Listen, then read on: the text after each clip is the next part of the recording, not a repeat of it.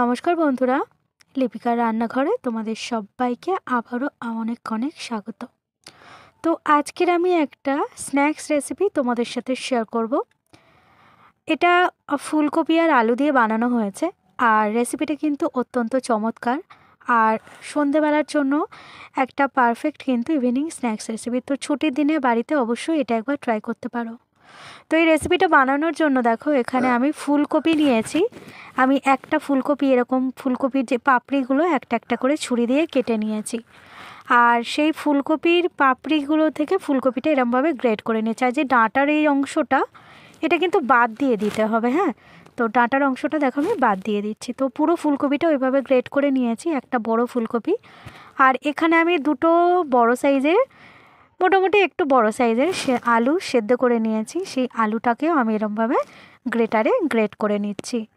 তো আলু আর ফুলকপিটা রেডি হয়ে গেছে। এবার আমি প্রথমে ময়দাটা মেখে নেব। তো তার জন্য আমি 2.5 কাপ পরিমাণ ময়দা আমি এখানে নিয়ে নিচ্ছি, তোমরা পরিমাণ বুঝে নিয়ে নেবে। আর এবার আমি এর মধ্যে দিয়ে দেবো পরিমাপ মতো লবণ। তো আমি চলো এর মধ্যে একটু লবণ দিয়ে দিচ্ছি পরিমাণ বুঝে। আর এই ইভিনিং স্ন্যাক্সটা অত্যন্ত চমৎকার কিন্তু, আর খুব সহজেই কিন্তু বানিয়ে ফেলা যায়। তো দেখো আমি লবণটা দিয়ে দিয়েছি। আর এবার আমি এর মধ্যে দিচ্ছি একটু কালো জিরে। ধরো এখানে 1/4 চা চামচের মতো কালো জিরে, আর 1 চুটকি মতো এখানে আমি জোয়ান দিলাম। এতে কিন্তু অ্যাসিড হওয়ার ভয় থাকবে না। তো এবার আমি এর মধ্যে দিয়ে দিলাম 2 টেবিল চামচ পরিমাণ ঘি। যে কোনো স্ন্যাক্স খেলে আমাদের কারোর একটু অ্যাসিডিটির প্রবলেম হতে পারে, তো তার জন্য আমি জোয়ান আর কালো জিরেটা ইউজ করেছি। এবার আমি এর মধ্যে দিয়ে দিলাম পরিমাণ বুঝে একটু সাদা তেল।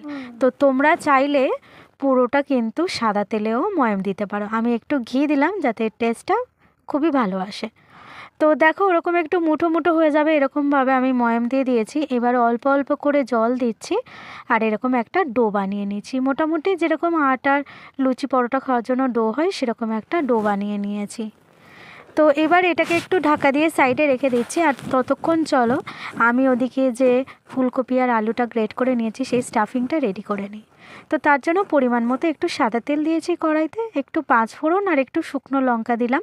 আর এখানে দেখো 1 ইঞ্চি পরিমাণ আদা আর 2টো কাঁচা লঙ্কা একটু থেঁতো করে নিয়েছিলাম, সেটাও দিয়ে দিলাম। দিয়ে সব কিছু একটু নাড়াচাড়া করে নিয়ে প্রথমে আমি দিয়ে দিচ্ছি ফুলকপিটা কড়াইয়ের মধ্যে দিয়ে খুব ভালোভাবে একটু নাড়াচাড়া করে নেব, প্রায় মিনিট দুই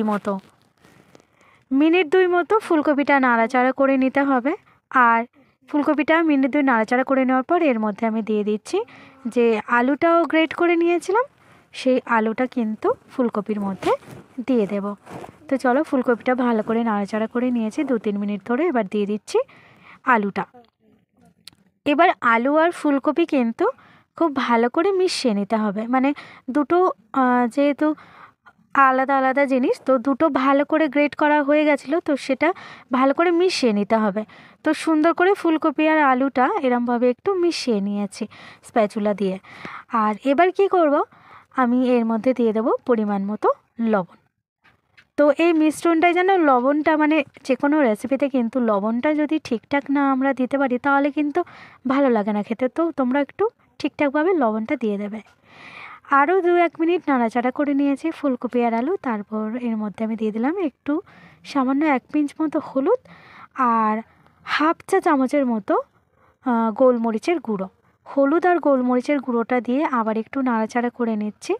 দেখো খুব সুন্দরভাবে কিন্তু ফুলকপি আর আলুটা কিন্তু মেশানো হয়ে গেছে, এটা কিন্তু দেখেই বোঝা যাচ্ছে।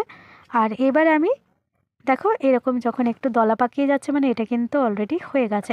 আর সবসময় বন্ধুরা তোমরা একটু চেষ্টা করবে কিন্তু যে কোনো রান্না না একটু ননস্টিকের কড়াতে করা, তাহলে কি হবে জানো, যে কড়াইয়ের মধ্যে আটকে যাবে না, খুব ভালোভাবে কিন্তু রেসিপিটা বানানো যাবে। তো আমি সামান্য একটু জিরা আর ধনিয়া ভেজে গুঁড়ো করে রেখেছিলাম, সেটা একটু দিয়ে দিলাম 1/2 চা চামচের মতো।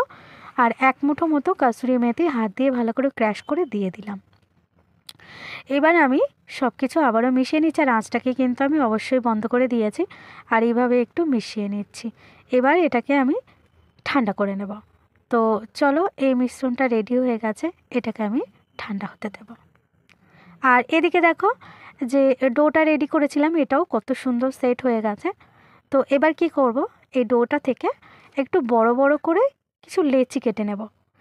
তো আর কিন্তু হাত দিয়ে বেশি মাখানোর দরকার নেই, মোটামুটি একটু দেখো আমি হাত দিয়ে একটুখানি মেখে নিই আর একটু এরকম লম্বা করে নিয়ে আমি লেচি করে কেটে নিচ্ছি। এখানে বড় বড় মোট 5খানা লেচি হয়েছিল, আর এক একটা লেচি থেকে কিন্তু 3টে করে কিন্তু স্ন্যাক্স হবে। তো সেই রকম পরিমাপ বুঝে কিন্তু তোমরা ময়দাটা নিয়ে নেবে। আর এক একটা লেচির নিচে আর এরকমভাবে একটু রাউন্ড শেপ করে নিচ্ছি, যাতে বেলতে সুবিধা হয় আর কি, গোল করে বেলা যায়। তো একটা লেচি নিয়েছি, এর মধ্যে এবার আমি দিয়ে দেব শুকনো ময়দা। শুকনো ময়দা দিয়ে এবার ভালো করে কিন্তু বেলে নিতে হবে।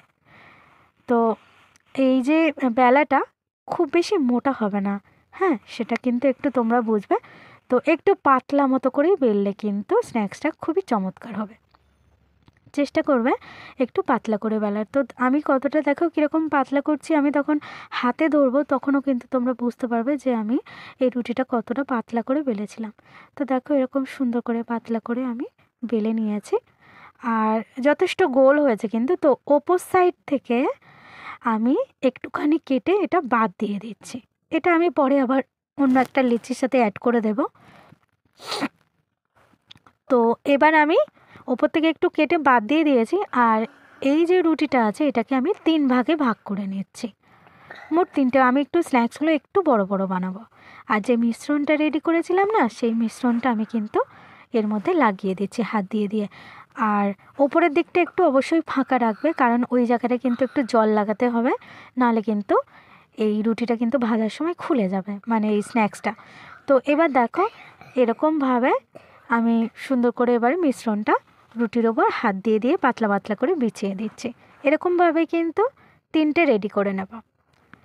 তো এবার আমি একটা ভিডিওর মাঝখানে একটা কথা বলি, বন্ধুরা তোমরা তো আমাকে যারা যারা সাপোর্ট করেছো তাদেরকে আমার অসংখ্য ধন্যবাদ আমার অন্তর থেকে, আমাকে সাপোর্ট করার জন্য, আমার এই ছোট্ট চ্যানেলটাকে এগিয়ে নেওয়ার জন্য। আমরা কিন্তু নতুন ইউটিউবার বলে আমাদের রান্না যে খারাপ হয় এমনটা কিন্তু নয়।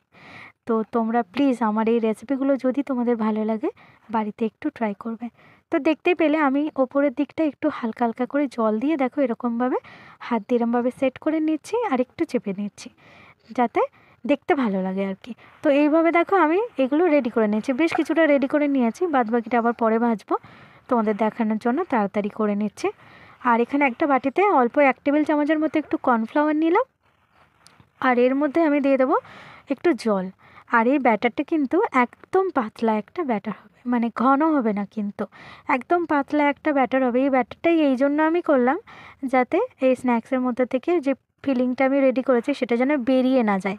তো তার জন্যই কিন্তু ওই কর্নফ্লাওয়ারের ব্যাটারের মধ্যে দেখো এরকম করে ডুবিয়ে নিচ্ছি, আর এগুলো তেলের মধ্যে ছেড়ে দেবো। তো সবগুলোই কিন্তু এভাবে ভেজে নেব। তো প্রথমে আমি 4-5টা মতো ভেজে নিচ্ছি, আবারও পরে কিছু ভাজবো, কারণ আমি খুব বেশি তেল কড়াইয়ের মধ্যে দিইনি, অল্প অল্প তেলে ভাজছি।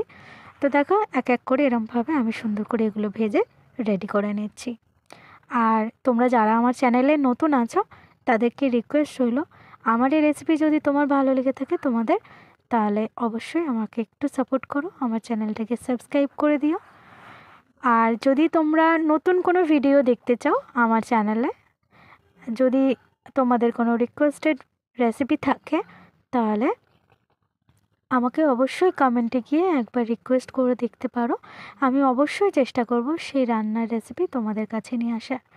তো দেখো এইভাবে উল্টে পাল্টে কিন্তু সুন্দর করে কিন্তু স্ন্যাক্সগুলো ভেজে নিচ্ছি। আর এটা এত ভালো হয়েছিল খেতে, এত সুন্দর হয়েছিল, গরম গরম না টমেটো সস আর স্যালাডের সাথে এটা আমি খেয়েছিলাম, ভীষণ টেস্টি হয়েছিল কিন্তু। তো চায়ের সাথে হোক বা স্যালাড সস যে কোনো কিছুর সাথে কিন্তু চমৎকার ভালো মানে চমৎকার একটা ইভিনিং স্ন্যাক্স। তো রেসিপিটা ভালো লাগলে বাড়িতে অবশ্যই ট্রাই করবে। আর চলো দ্বিতীয়বার আর যেগুলো বাকি আছে সেগুলোকেও একইভাবে আমি ভেজে নিচ্ছি। তো আজ এই পর্যন্ত বন্ধুরা, আবারও আসছি আরও নতুন একটা রেসিপি নিয়ে তোমাদের সাথে দেখা করতে। তো চলো সবাইকে টাটা। আর সবাই খুব খুব ভালো থাকবে, আর অবশ্যই অবশ্যই করে দেখতে থাকবে লিপিকার রান্নাঘর।